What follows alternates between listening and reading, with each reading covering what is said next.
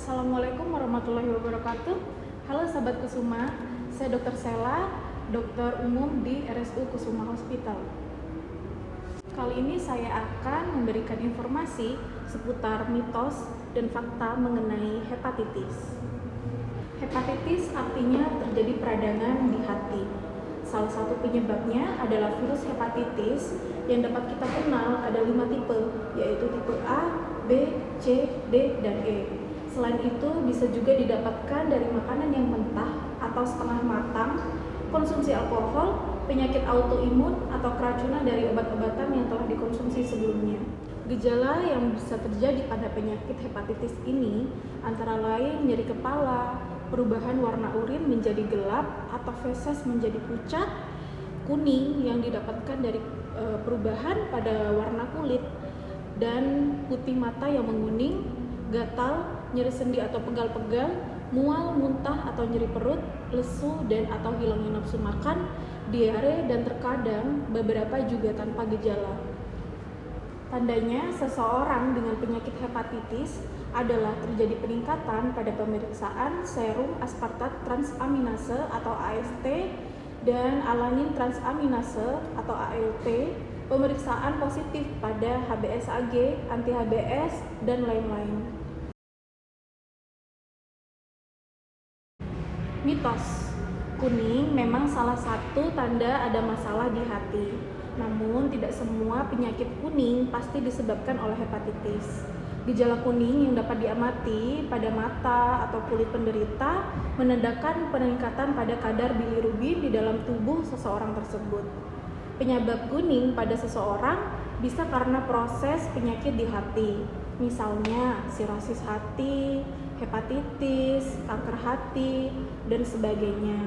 Ataupun karena proses kelainan selain di hati seperti kelainan darah, sumbatan saluran empedu oleh karena batu, tumor, maupun jaringan parut, gangguan transportasi cairan empedu yang bersifat genetik, dan sebagainya.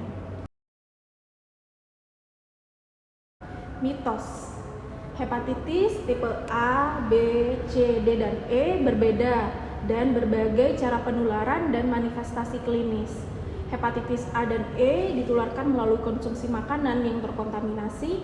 Hepatitis B dan C ditularkan melalui kontak seksual, penggunaan jarum suntik bekas pakai penderita, sementara hepatitis D hanya terjadi pada pasien dengan hepatitis D. Mitos ya, hepatitis bukan penyakit genetik dan diturunkan. Akan tetapi pada hepatitis B penularannya dapat terjadi dari ibu ke bayi yang dilahirkan. Penularan dapat terjadi selama dalam kandungan maupun saat persalinan. Penularan dari ibu dapat dicegah jika status HBV-nya diketahui dan imunoglobulin serta vaksin diberikan kepada bayi yang baru lahir 12 jam setelah kelahiran. Nah, bagi sahabat Kusuma, pencegahan yang bisa dilakukan pada penyakit hepatitis ini adalah menjaga kebersihan diri dan lingkungan seperti mencuci tangan, biasakan makan makanan yang matang, hindari minuman beralkohol, dan perbanyak minum air putih, konsumsi suplemen untuk meningkatkan imunitas, olahraga yang teratur, serta istirahat yang cukup. Dan jangan lupa, bagi pasangan yang mau menikah dan ibu hamil harus cek pemeriksaan hepatitis. Terkadang penyakit hepatitis ini tidak menimbulkan suatu gejala.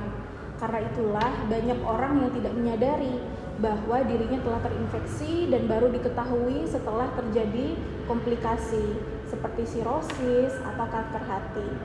Dengan demikian, sangat penting melakukan pemeriksaan atau screening untuk mendeteksi dini pada ibu hamil, pasien yang akan operasi, menjalani prosedur atau terapi tertentu seperti kemo, obat penekan sistem imun, penderita HIV, orang yang tidak divaksin hepatitis, serta orang dengan gangguan fungsi hati yang dapat diketahui dari pemeriksaan medical check-up. Di Rumah Sakit Kusuma menyediakan layanan MCU terdapat di poli umum sehingga jika terdeteksi dapat segera ditangani. Terdapat beberapa poli layanan di Kusuma antara lain poli umum, poli dalam, kandungan, jiwa, anak, urologi, jantung, serta bedah. Jika sahabat Kusuma ada tanda atau gejala yang mengarah ke hepatitis, segera periksakan diri ke IGD Kusuma Hospital atau Polidalam. Saat ini Kusuma sudah kerjasama dengan BPJS dan asuransi. Itulah yang bisa saya sampaikan kepada sahabat Kusuma. Semoga bermanfaat. Wassalamualaikum warahmatullahi wabarakatuh.